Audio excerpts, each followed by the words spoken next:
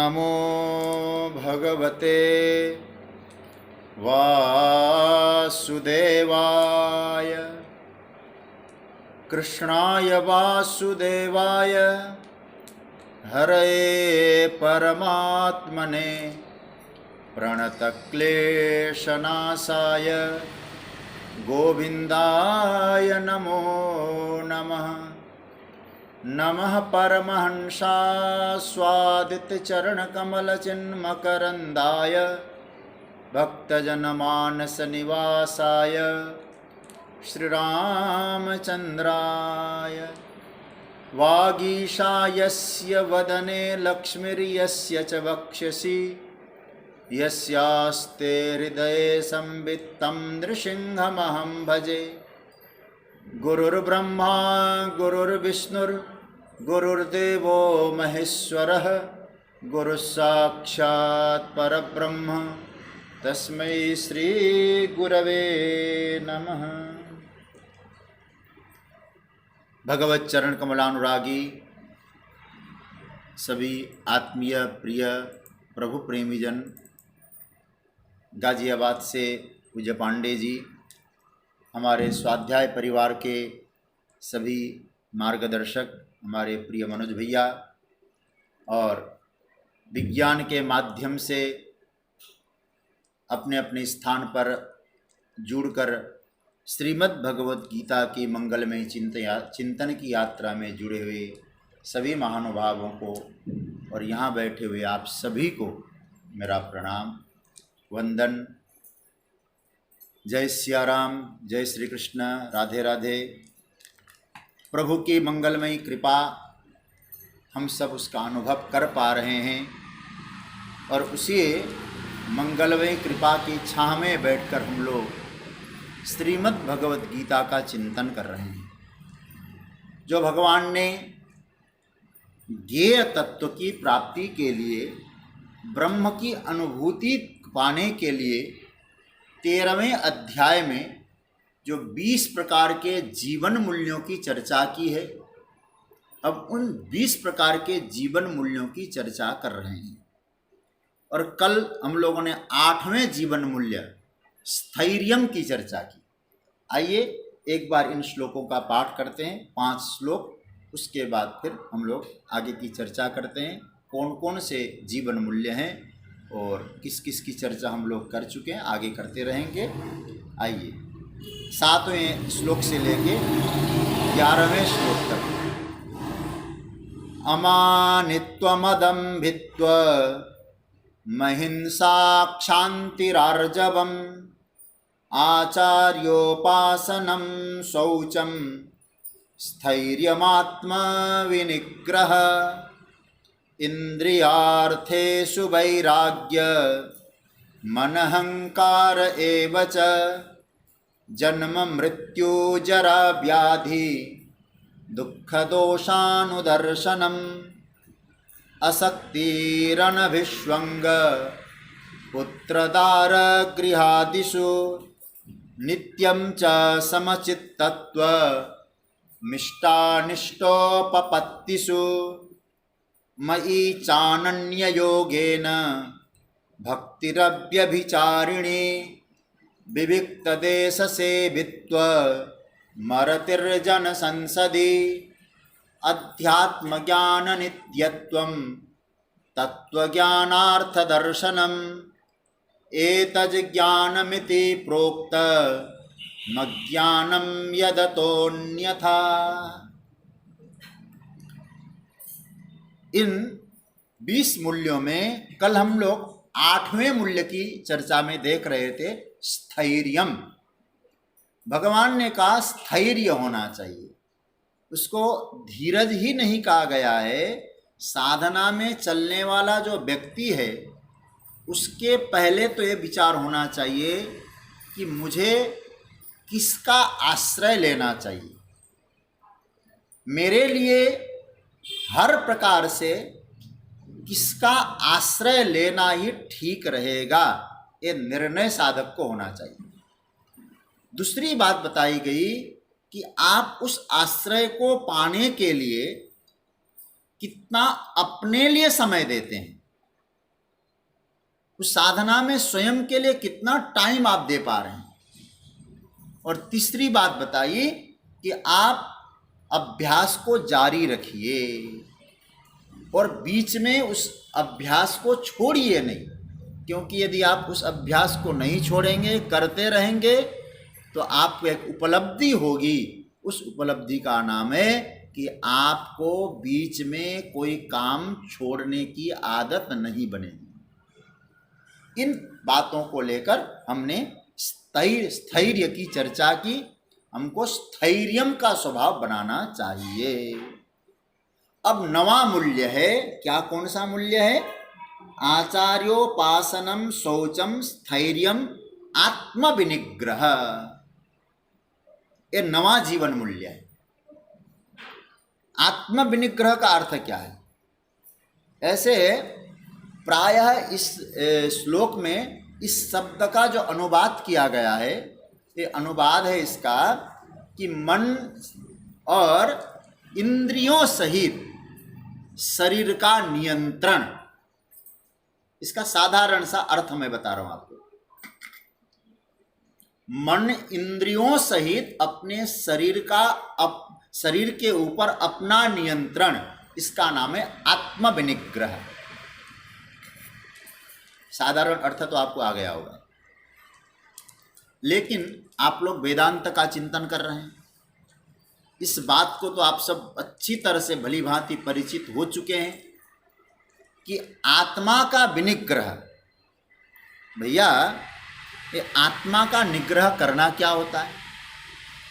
पहले तो ये होता है कि आत्मा है क्या, ये सब जानते हैं, क्योंकि आत्मा निर्विकार चेतन सत्ता है।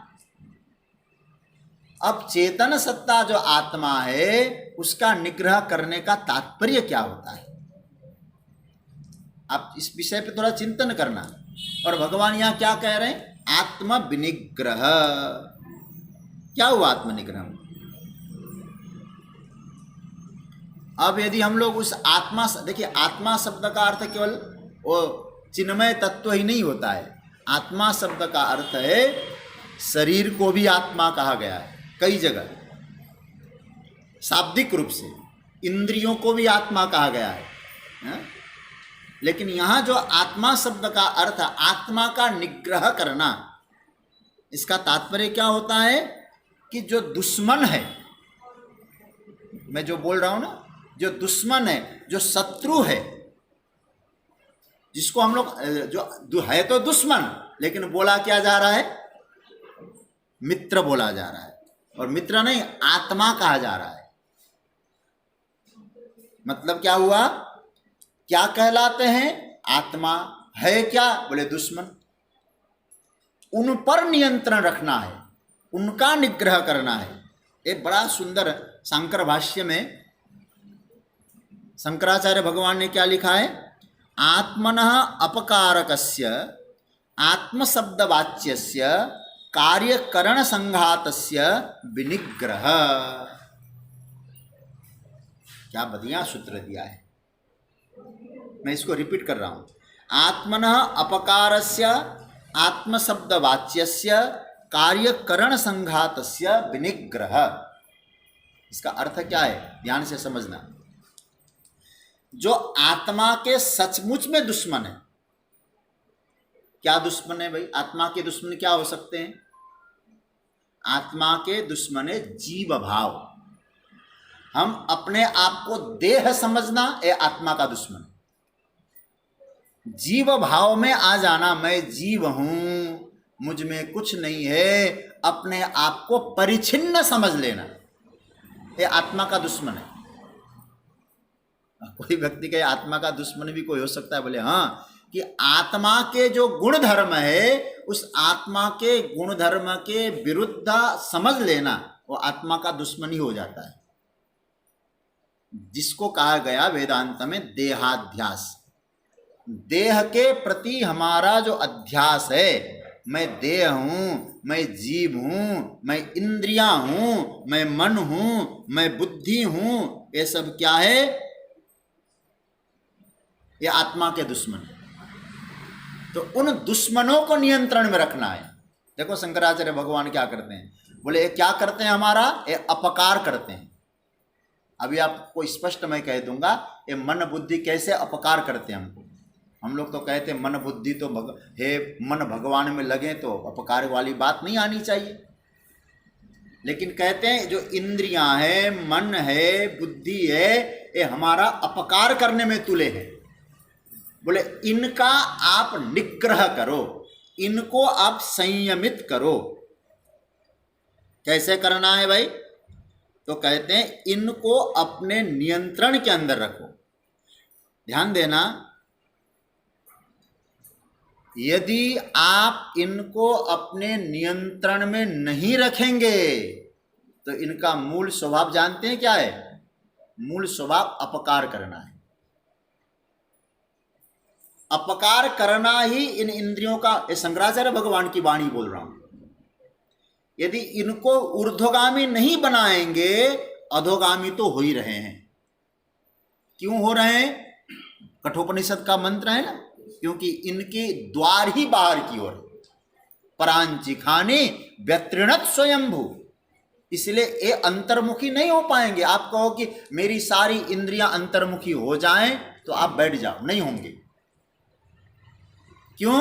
बोले इनका स्वभाव ही बहिर्मुखी वृत्ति है, तो इनको अंतर्मुखी बनाएंगे कैसे? तो शंकराचार्य ने कहा इनको नियंत्रण करना है।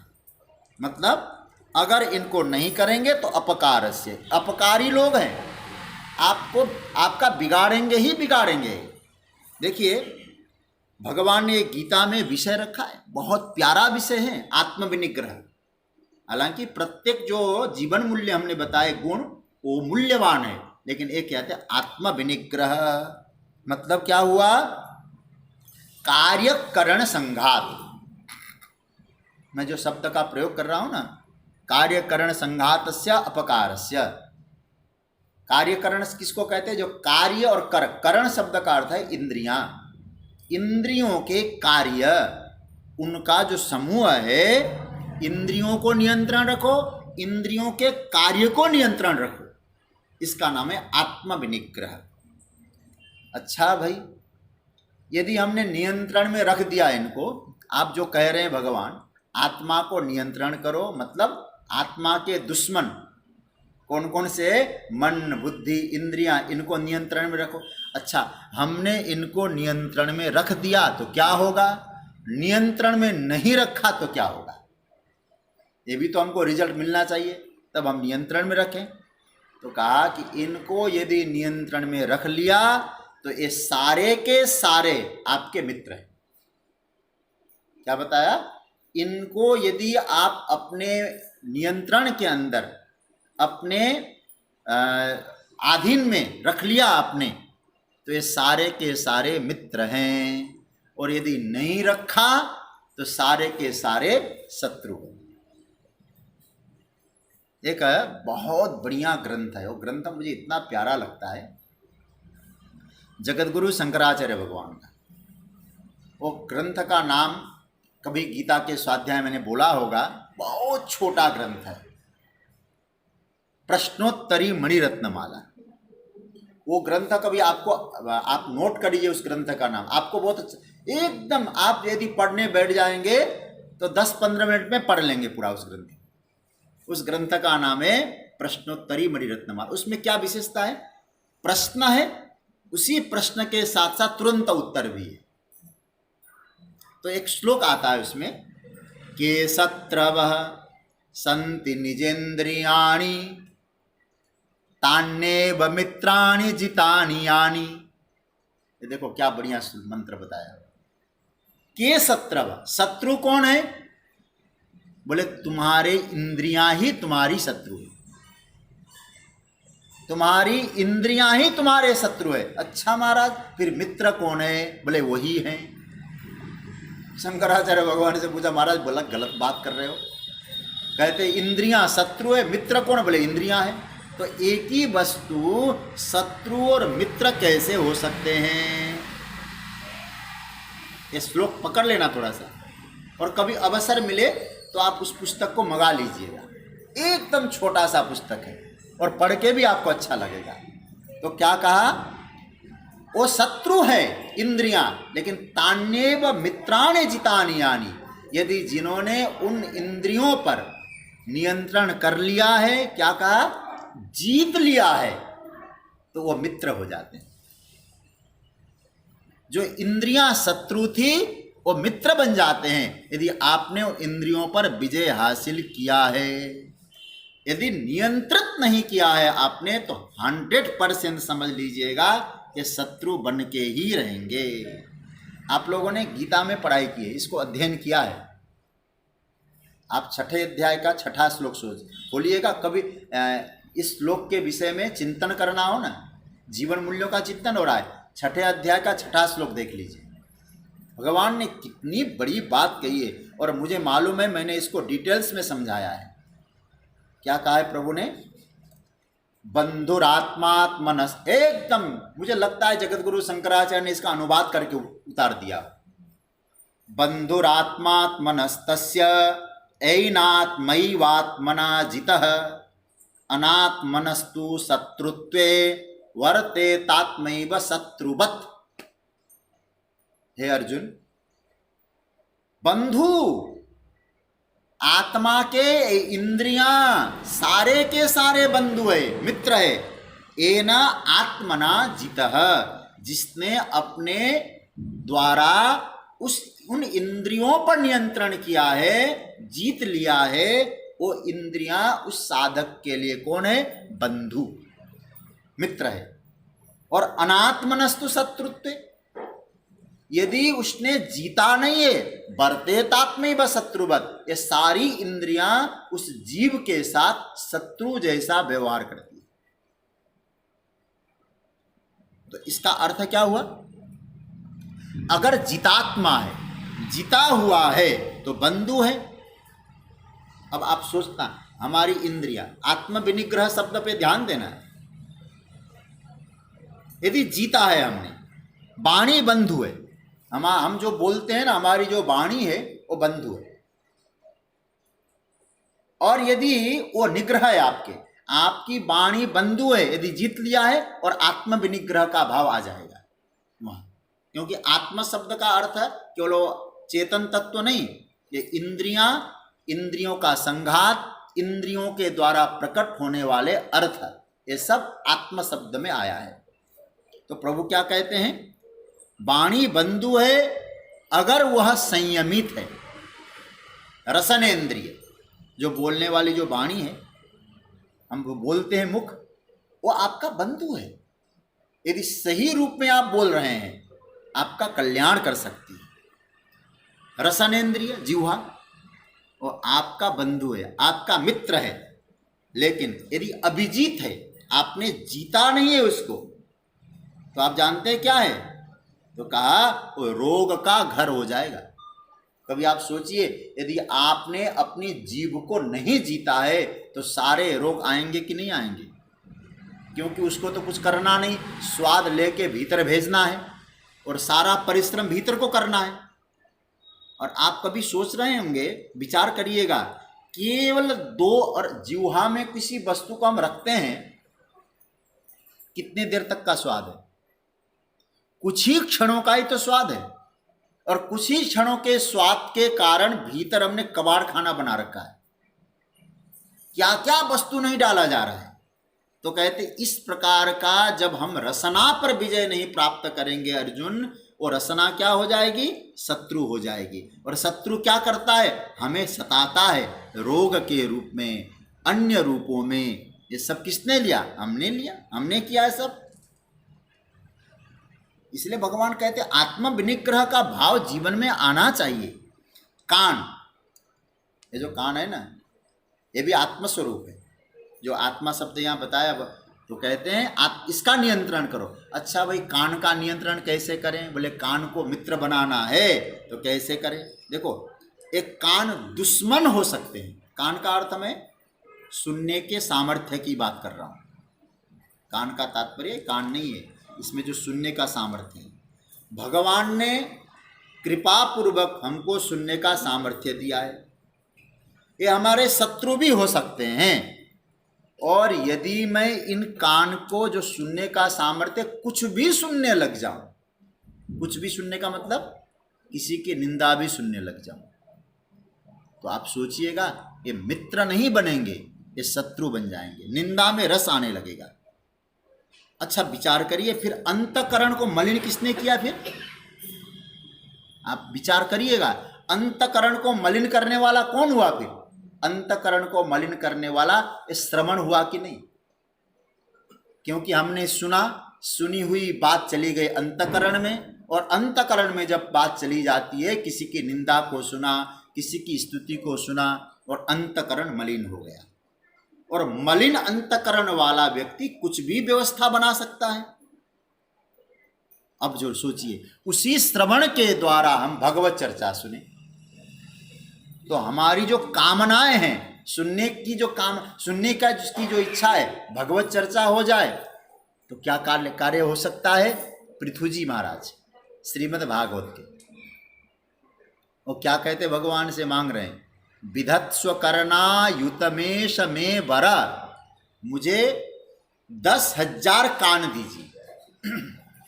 बोले क्यों दें? बोले 2 कानों से आपकी कथा सुनकर तृप्ति नहीं मिल रही है, 10,000 कानों में जो सुनने की शक्ति है मेरे 2 कानों में आ जाए। इसलिए श्रीमद् भागवत के 4थे स्कंद में पृथु जी के इस प्रकरण को काम प्रकरण कहा गया है। देखिए गीता की व्याख्या है भागवत। आपको बताऊं, पृथु चरित्र 11 अध्यायों में पूरा एक 11 अध्याय तक पृथु चरित्र है। और आप जानते होंगे 5 ज्ञानेंद्रियां, 5 कर्मेंद्रियां और मन 11 होते हैं। आत्मविनिग्रह शब्द पकड़ के रखना।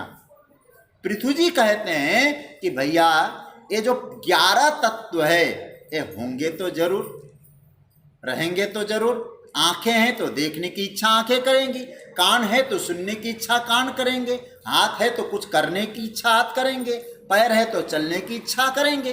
फिर क्या करो? पृथु जी कहते उन इच्छाओं को प्रभु से जोड़। विदत्स्व, सुनने की इच्छा हो रही है मुझे, तो क्या कहे, आप कान दे दो, मैं सुनता ही रहूंगा आपकी कथा। ये जो नियंत्रण का मतलब ये नहीं कि इंद्रियों को विषय नहीं देना। आत्म विनिग्रह का अर्थ है हमारी जो इंद्रियां हैं, अब आंख बंद करेंगे तो खुली आंखों से बाहर का चिंतन जितना नहीं हो रहा था, बंद आंखों से अधिक हो जाएगा। आप कहोगे कि इनके द्वार बंद करके मैं इनको नियंत्रण करूंगा। याद रखिएगा, जो बहुत ऊंचे लोग हैं उनकी तो बात नहीं कर रहा हूं। इंद्रियों के द्वारों को बंद करके इंद्रियों को नियंत्रण रखना वर्तमान परिस्थिति तो क्या कभी भी संभव लगता नहीं है। इंद्रियों की इच्छा रहेगी और जितना इनको दबाने का प्रयास करेंगे इंद्रियां उफान मारेगी। तो पृथ्वी जी ने क्या समझाया? बोले फिर चिंता न करो, उनकी दिशा बदल दो। दिशा बदलते ही क्या हो जाएगा? एक कवि ने बहुत अच्छी बात कही है, चाह जो इच्छा है ना, चाह रुपयों से आने में आने लगी, चाह रुपयों से नोटे बनाने लगी, चाह नोटों से कोठी बनाने लगी, चाह कोठी में मोटर ले आती रही, चाह क्या क्या न करती कराती रही। चाह पाली जिन्होंने वे पीले हुए, चाह छोड़ी जिन्होंने वे रसीले हुए। चाह उनकी, भगवान की चाह उनकी हमको हरदम चाहिए, यदि वे हमें चाहें फिर क्या चाहिए। चाह जर से लगी तो जी जरा हो गया, और चाह हरी से लगी तो जी हरा हो गया। निग्रह का मतलब आत्म विनिग्रह भगवान कह रहे हैं। आत्म विनिग्रह का अर्थ है इंद्रियों को मारना नहीं, इंद्रियों को मोड़ना, इंद्रियों की दिशा को परिवर्तन करना। अर्जुन, ज्ञान की प्राप्ति करने जा रहे हो, भगवत कान चाहते सुनना, भगवत चर्चा सुनाओ। आंख चाहते देखना, भगवत साक्षात्कार कराओ। हाथ चाहते कर्म करना, भगवत प्रत्यर्थ कर्म कराओ। आत्म विनिग्रह। किसी ने बहुत बढ़िया बात कही है, नयनों में छवि रघुवंश भान की हो, कानों को प्यारी कथा करुणा निधान की हो। जावे चरण वहाँ पर जहाँ संत संगति सुजान की हो, हाथों से लगी रहे हरदम हरी झड़ी दान की, हाथों से लगी रहे हरदम झड़ी दान की। तो इसका मतलब है कान के बारे में, आँख के बारे में, नाक, हर चीज़। और याद रखना, ये हर इंद्रियों में घटा के रखना, तब आपको आत्म विनिग्रह शब्द अच्छी तरह समझ में आ जाएगा। हर इंद्रियों के साथ इसका नियंत्रण करो, लेकिन नियंत्रण मार के नहीं होता है, मोड़ के होता है। सोचिएगा जरा थोड़ा सा, ये इंद्रिय संघात, ये कब मित्र है कब शत्रु है। एक बात और मैं आपको स्पष्ट कर दूं, अगर हमने इन इंद्रियों को बंधु नहीं बनाया, इंद्रियों को बंधु बनाने का मतलब समझ रहे क्या है? बोले इंद्रियों की दिशा को परिवर्तन करना, भगवान की तरफ मोड़ना। यदि ये नहीं किया तो क्या होगा? तो निश्चित समझ लेना वे शत्रु है। बात पकड़ में आ रही होगी आप लोगों को। यदि हमने उनको बंधु नहीं बनाया तो ये तो समझ लेना पड़ेगा कि शत्रु ऑलरेडी हैं वो। क्यों? इंद्रियां कभी उदासीन नहीं हो सकती, ये आप नोट में लिख सकते हैं। हमारी इंद्रियां उदासीन कभी बन ही नहीं सकती, आप लाख चाहो। उदासीन का मतलब तो हम चर्चा भी कर चुके हैं, किसी तरफ न मुड़े हमारी इंद्रियां, ऐसा हो ही नहीं सकती। ये हमारे शास्त्रों का वचन है, इंद्रियों को उदासीन रखना बड़ा कठिन है। इसलिए कहीं ना कहीं इंद्रियों का झुकाव रहेगा ही रहेगा। इसलिए दो ही ऑप्शन है यहां, या तो मित्र बनाओ, नहीं तो शत्रु बनेंगे ही बनेंगे। मित्र या शत्रु, किसी भी वृत्ति को आप ले लीजिएगा, किसी भी इंद्रियों को आप ले लीजिएगा, और याद रखना बंधु बनाना पड़ेगा, बंधु बनाना पड़ता है। अगर बंधु नहीं बना पाए तो शत्रु बनाना नहीं पड़ेगा, शत्रु अपने आप बन जाएंगे। आप बात को अजीब ढंग से विचार कर रहे हैं, लग रहा होगा कि अजीब ढंग से बोल रहे हैं। मैं कहना क्या चाह रहा हूं, यदि आप इसको मित्र नहीं बना रहे हैं, मित्र बनाना पड़ेगा, और मित्र अगर नहीं बना पाए तो शत्रु बनाने की आवश्यकता नहीं है, शत्रु अपने आप बन जाएंगे। अब देखिए, मैं एक कितना डिटेल्स में आपसे चर्चा करूं। काम वृत्ति, ठीक है, काम वृत्ति गृहस्थाश्रम में प्रकट होती है। अब काम वृत्ति को संयमित रखिए तो आप उस काम की वृत्ति को भी बंधु बना सकते हैं। इसलिए आत्मविनिग्रह, ये शब्द पे बहुत ध्यान से समझना। हर वृत्ति के साथ आत्मविनिग्रह जोड़ के रखिएगा। मतलब क्या हुआ? उससे क्या होगा? वंश चलता है, समाज चलता है। शायद हमारे यहाँ शंकराचार्य भगवान जैसे, विवेकानंद जैसे ऐसे महापुरुष भी प्रकट हो सकते हैं। हाँ, उसी का, और मुझे कहने में कोई इसमें और नहीं लगता है, लांग लपेट वाली बात लगती नहीं है। शंकराचार्य भगवान प्रकट हुए, रामानुजाचार्य जी महाराज प्रकट हुए, स्वामी विवेकानंद जी प्रकट हुए, तो किसी न किसी रूप में काम वृत्ति का परिणाम था। इस बात को अस्वीकार नहीं किया जा सकता है। उसी काम वृत्ति, अगर उसे किसी ने बंधु नहीं बनाया तो फिर क्या बनेगा? शत्रु। इसलिए उन वस्तु विषयों को भी, इंद्रियों को भी आप उनको मित्र बनाइए, बंधु बनाइए। मैं एक छोटी सी कथा से और स्पष्ट कर दूं। काम वृत्ति वाली जब बात आ गई, भगवान शंकर, शायद मैंने कभी चर्चा में कही हो, भगवान भोलेनाथ, देवताओं ने आके कहा भोलेनाथ से कि भोलेनाथ, आप कृपा करके आपका विवाह उत्सव हम देखने आए। विवाह, भोलेनाथ ने कहा तथास्तु, ठीक है, तुम्हारी ऐसी इच्छा है तो हम शादी कर लेंगे। अब हुआ क्या इतना होने के बाद देवता लोग तो नाचने लगे, उत्सव मनाने लगे। ब्रह्मा जी ने कहा क्यों नाच रहे हो भाई, उत्सव क्यों मना रहे हो? तो देवताओं ने कहा इसलिए मना रहे हैं क्योंकि शंकर भगवान ने शादी करने की बात कही। तो ब्रह्मा जी ने कहा शिवजी का विवाह करके चाहते क्या हो तुम? तुम्हें क्या मिलने वाला है? हमको तो महाराज एक चीज मिलेगी। बोले क्या? तारकासुर ने जो अत्याचार किया हुआ है, तारकासुर के अत्याचार से हमको मुक्ति मिलेगी। अच्छा, कैसे मुक्ति मिलेगी? क्योंकि तारकासुर को ब्रह्मा जी ने वरदान दिया हुआ है कि तुम्हारी मृत्यु शंकर विवाह करें पार्वती के साथ, और विवाह करने के बाद जो संतान पैदा होगा उस संतान से तारकासुर मरेगा। देखिए देवताओं की दूरदृष्टि। कहा कि ठीक है, बहुत अच्छी बात है, लेकिन तुमको एक बात तो मालूम है देवताओं, सिद्धांत। बोले कौन सा सिद्धांत? बोले सिद्धांत यह है तारकासुर मरेगा शिव पार्वती के पुत्र से। बोले हाँ, लेकिन पुत्र की उत्पत्ति में काम बहुत बड़ा कारण बनता है। यदि काम वृत्ति न हो तो गृहस्थ के यहाँ संतान की उत्पत्ति नहीं होती। हाँ, इस बात को हम मानते हैं। आप मेरी बात का गलत अर्थ मत ले जाइएगा। तो इस बात को तो हम स्वीकार करते हैं। तो आगे क्या कहा तुमको मालूम है ना, भगवान शंकर ने काम को तो भस्म कर दिया। जब भस्म कर दिया इसका अर्थ है कि काम निर्मूल हो गया। अब काम ही जल गया तो काम वृत्ति का उदय कैसे होगा? समष्टि काम जल गया है। तो अब देवताओं ने कहा हाँ महाराज, आपने जो कहा ये बात हमको समझ में नहीं आई।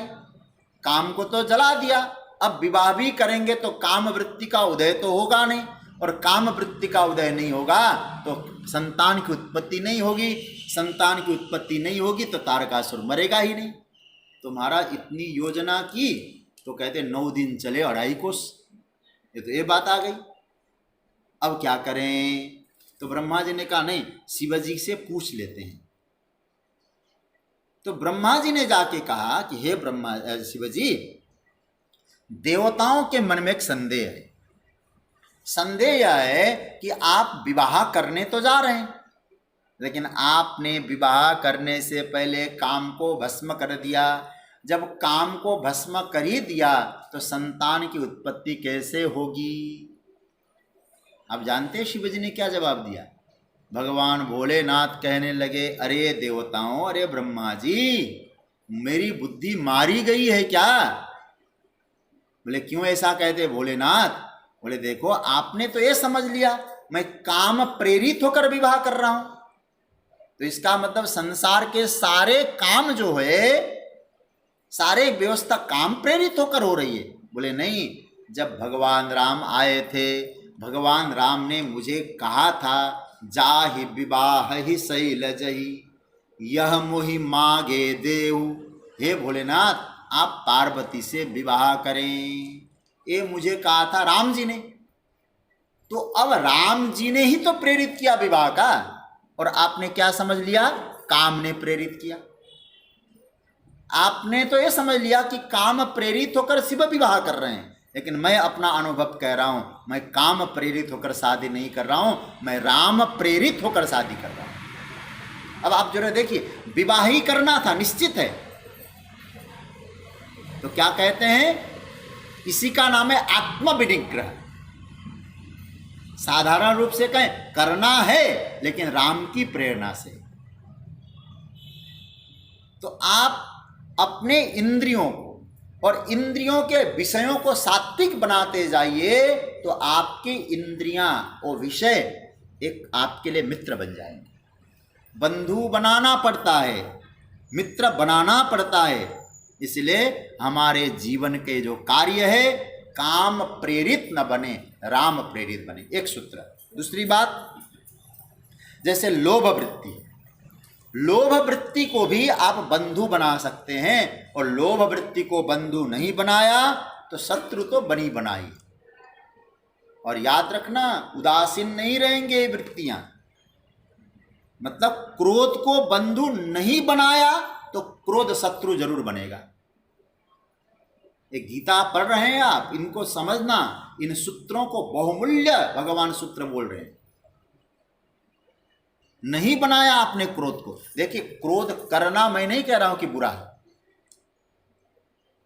एक छोटा सा उदाहरण से मैं समझा दूं, क्रोध को कैसे बंधु बनाए। तो कथा आप जानते होंगे, जब भगवान राम जी ने, ध्यान से सुनिएगा, सुग्रीव को किष्किंधा का राजा बना दिया, ठीक है, अंगद युवराज बन गए। अब राम जी को कैसे क्रोध आता है देखिए। तो उसी समय राम जी ने कहा कि जाओ तुम राज्य का उपभोग करो। आप क्या करेंगे? बोले मेरी तो एक इच्छा है। बोले क्या आपकी इच्छा है? बोले प्रवर्षण पर्वत है, इस प्रवर्षण पर्वत पर मैं चातुर्मास रखता हूं। आगे ठीक है, सुग्रीव अपने काम में चला गया। लेकिन याद रखना, यहां मेरा कार्य, सीता जी की खोज करने का कार्य तुम्हारा है, तुमको एक काम पूरा करना है। सुग्रीव ने कहा जी सरकार मैं करूंगा।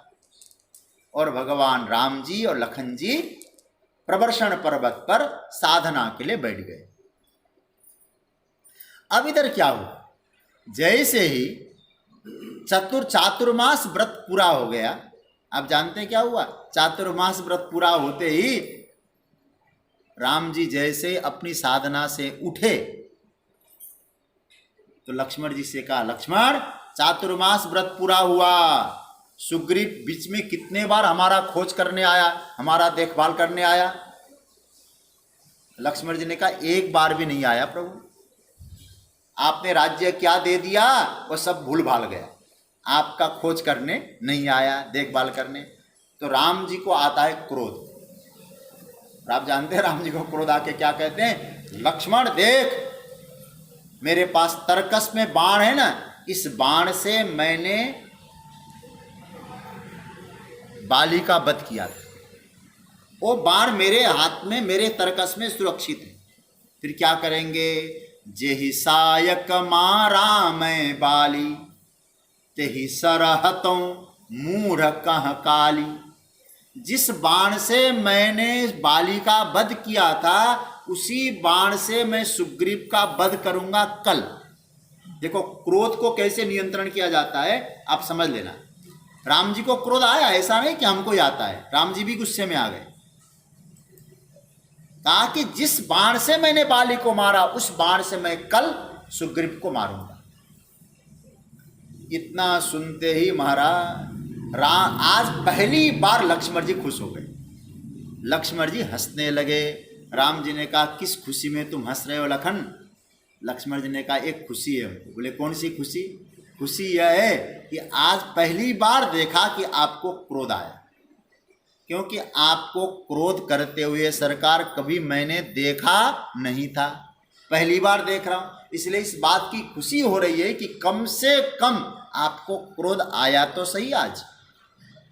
अच्छा, और भी कोई कारण है लखन? बोले हाँ एक और कारण है। बोले कौन सा कारण है? कारण यह है प्रभु कि आपको क्रोध आ रहा है किसके ऊपर? बोले सुग्रीव के ऊपर। क्या करेंगे? बोले मारेंगे। कब मारेंगे? बोले कल मारेंगे। प्रभु मैंने ऐसा क्रोध पहली बार देखा है। बोले गुस्सा तो आता है आज, और गुस्से में करने योग्य कार्य मैं कल करूंगा। राम जी कहे, लक्ष्मण जी कहते हैं महाराज। तो राम जी हम सबको क्या शिक्षा देना चाहते? बोले देखो मैं क्या कर रहा हूं लक्ष्मण जानते हो? बोले इस क्रोध को मैं मित्र बना रहा हूं। एक क्रोध शत्रु बन सकता है, लेकिन मैंने क्रोध को मित्र बनाया। बोले कैसे मित्र बनेगा? क्रोध के समय करने, क्योंकि क्रोध का एक स्वभाव होता है, जब गुस्सा आता है ना, गुस्से में वर्तमान में ही कुछ करने का मन होता है। कोई बर्तन भी हो, वर्तमान में पटक के फेंक दो, पटक दो।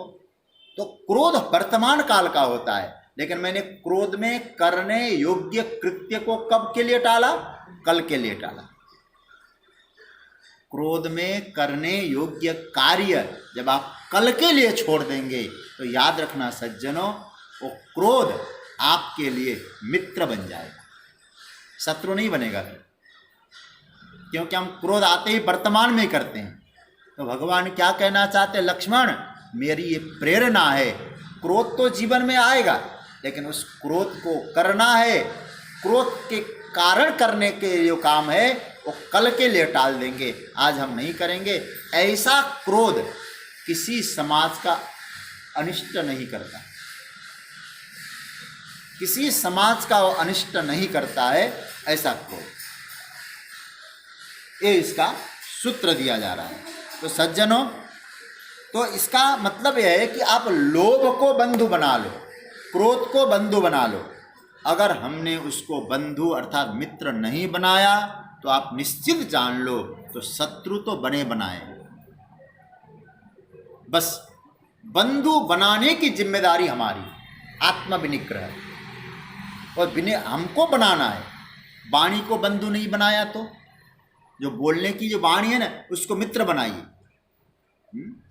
एक महात्मा जी एक कथा सुनाया करते थे। एक महात्मा जी की वाणी है, और कहते एक बार जीभ में और दांत में झगड़ा हो गया। बस क्या झगड़ा हुआ, बोले विवाद ये हुआ, तो एक बार कुछ भोजन कर रहे थे तो दांत ने जीभ को काट दिया। तो जीभ ने कहा कि अरे तुमने हमको काटा है तो मैं तुम्हारे 3200 बाहर कर दूं। दांत ने कहा कि तुम क्या कर पाओगी, तुम में तो कोई है नहीं, कोमल सी कोई कठोरता तो है नहीं तुम में, तुम क्या कर पाओगी हमारे लिए, तो तुम्हारे भीतर है क्या जो कर पाओगी। तो उसने कहा महाराज मेरे हर व्यक्ति को भगवान ने सुरक्षा के लिए उपाय बता दिया है। बोले किसी पहलवान के सामने जाके कुछ ऐसी वाणी बोल दूंगी जो उसके प्रभाव में, उस वाणी के प्रभाव में आकर और पहलवान ऐसा मुक्का मारेगा तुम्हारे 3200 बाहर चले जाए, वेदांती बन जाओगे। तो अब इसका मतलब क्या हुआ, वाणी तो क्या महाराज, वाणी है हमारे पास, तो वाणी को क्या बनाना है, मित्र बनाना है। नहीं बनाओ तो प्राकृतिक रूप से तो बिगड़ी हुई है। ध्यान देना, मैं जो बता रहा हूं ध्यान से समझना। वाणी है प्राकृतिक रूप से बिगड़ी हुई है, उनको सांस्कृतिक बनानी है, ये बनानी पड़ती है। प्राकृतिक वाणी सुंदर नहीं होती, उनको सांस्कृतिक बनाया जाता है। तो भगवान क्या कहते हैं, हे अर्जुन इस प्रकार से तुम आत्मविनिग्रह बनो, एक गुण तुम में आने चाहिए। और देखिए संस्कृत का आपको इतना अच्छा धीरे धीरे नॉलेज हो रहा है, और आप कई लोगों को नॉलेज भी है। ये जो विनिग्रह शब्द है, ये 8वें श्लोक में जो भगवान आत्म विनिग्रह में विनिग्रह शब्द बोलते हैं। आत्म शब्द का अर्थ अंतकरण, इंद्रियां, ये आत्म शब्द। विनिग्रह शब्द को पकड़ना, विनिग्रह का अर्थ क्या है, देखिए नी पहले उपसर्ग है, नी उपसर्ग है, उसके बाद फिर बी उपसर्ग है, दो उपसर्ग दिया है यहाँ। कितना जोर दिया होगा ठाकुर जी। आत्म विनिग्रह, भगवान की यहाँ जो वाणी है ना, मुझे जहाँ तक लगता है भगवान की वाणी को यदि विवरण करके मैं यहाँ बोलूँ, विश्लेषण करके बोलने की कोशिश करूँ, तो भगवान हम सबको एक बात कह रहे हैं, हे मनुष्य एक एक को बंधु बनाओ, एक एक को मित्र बनाओ। ये क्या है, भगवान कहते हैं मैंने तुम्हारे लिए इस श्लोक के माध्यम से तुम्हारे लिए क्या दिया है, क्या प्रोजेक्ट दिया है। जैसे स्टूडेंट होते हैं ना, स्टूडेंट को कोई प्रोजेक्ट तैयार करना होता है, वो प्रोजेक्ट बड़ी मेहनत से तैयार करते हैं। तो भगवान भी कहते हैं अरे मनुष्यों तुम्हारे लिए जो इंद्रियां हैं ना, इंद्रियों को कैसे बंधु बनाया जाए, कैसे निग्रह किया जाए। बंधु बनाकर निग्रह होता है, तो बंधु कैसे बनाया जाए, मैंने इसके लिए तुमको एक प्रोजेक्ट दिया है। इस प्रोजेक्ट को तैयार करो। क्या करना, हर वृत्ति को मित्र बनाओ, भगवान कह रहे हैं। और भगवान यदि ये कह रहे हैं गीता में, तो इसीलिए कह रहे हैं हम कर सकते हैं। क्योंकि मैं बार बार कह चुका हूं, गीता में कोई असंभव बात वाली बात प्रभु ने कही ही नहीं। जो संभव हो सकता है उसी को प्रभु ने कहा है। मित्र, यदि हमने मित्र बनाया इंद्रियों को तो क्या होगा? मित्र कभी मित्र की अहित के बारे में सोच ही नहीं सकता है। आप समझ रहे हैं ना? मित्र कभी भी मित्र के हित की ही सोचेगा। और हमारा हित किसमें होगा? हमारा हित परमात्मा की प्राप्ति में है। तो हमारी इंद्रियां यदि मित्र हैं तो हमको भगवान की तरफ ले जाएंगे। मित्र का धर्म जानते हैं? मित्र का धर्म है मित्र को हित के लिए प्रेरित करें। इसलिए हम लोग गायत्री मंत्र जब बोलते हैं ना तो अंत में क्या कहते हैं? धियो यो नः प्रचोदयात्। हमारी बुद्धि को प्रेरित करे। कहाँ? बोले सन्मार्ग की ओर, अच्छे कार्य की ओर प्रेरित करे। क्यों भाई? हमने उनको मित्र बनाया है। तो करने के लिए हमको भगवान ने ये सौंपा है। प्रभु के द्वारा सौंपे गए इस काम को महत्वपूर्ण समझना होगा, क्योंकि भगवान हमको तत्व का बोध कराना चाहते हैं। तो भगवान आत्म विनिग्रह से आगे बढ़ा रहे हैं। क्या करना होगा? तत्व बोध के लिए इस प्रोजेक्ट को तैयार करो। यदि हमें यह समझ में आ जाए कि मेरी वाणी अजब सी और अजीब सी हो रही है तो सावधान हो जाना चाहिए। फिर कैसे करें? बोले स्थैर्यम के साथ। इसलिए स्थैर्यम आया, उसके तुरंत आत्म विनिग्रह। कल हम स्थैर्यम की चर्चा कर चुके हैं। स्थैर्य पूर्वक आत्म विनिग्रह। आत्म विनिग्रह मतलब इन इंद्रियों को मित्र बनाओ। कैसे बनाना? ध्यान से सुनना इस बात। स्थैर्यम, अगर 10 दिन में नहीं सुधरती है, मित्र नहीं बनाया जाता है, तो 1 वर्ष में बनेंगे। भगवान ने कहा है तो बनेंगी जरूर। ये मित्र बनेंगे ही, इंद्रियां बंधु बनेंगे। 1 दिन में नहीं हुआ, 1 साल में होंगे। पर याद रखना, 1 वर्ष का समय उसके लिए देना पड़ेगा। होता क्या है? हम सुनते हैं ना, क्या सुनते हैं? बोले सत्संग में गुरु जी के द्वारा सुनते हैं, अच्छी वाणी बोलनी चाहिए। ठीक है, सत्संग में सुन लिया, इच्छा भी होती है। लेकिन हम लोग क्या चाहते हैं? सत्संग से जैसे ही उठें हमारी वाणी ठीक हो जाए। हमें कुछ नहीं करना है, गुरु जी ने कह दिया हो जाए, बस उठते ही हो जाना चाहिए। याद रखना, अगर 2 दिन में नहीं सुधरती, तुरंत नहीं होगा ये काम।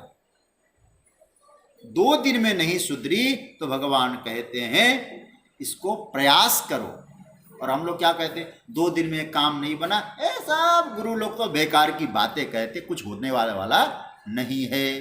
भगवान ने तो यही गप हाँक दिया गीता में। भगवान कहते, इसलिए मैंने कल स्थैर्यम के बारे में क्या कहा था? समय देना पड़ेगा।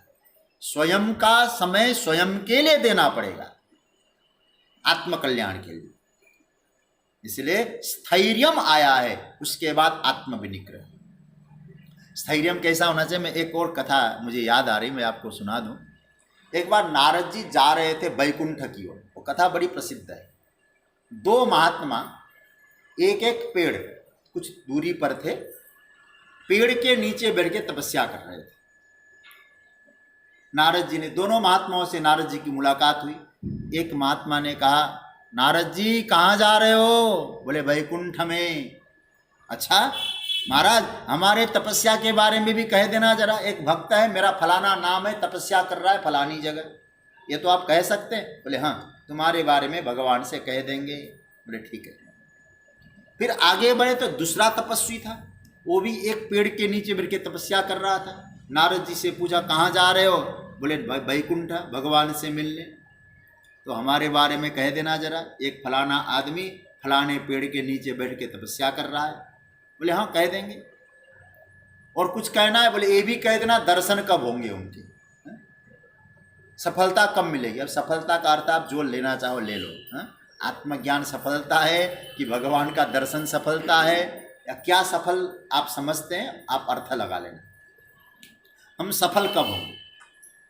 तो नारद जी गए वहाँ, दोनों तपस्या तो कर रहे हैं, और जैसे ही नारद जी वापस आए तो पहले वाले ने पूछा, महाराज कुछ मालूम पड़ा? बोले हाँ, भगवान को कहे तो दिया, लेकिन आपको 4 जन्म और लेने पड़ेंगे, तब भगवान का साक्षात्कार होगा, आपको सफलता मिलेगी।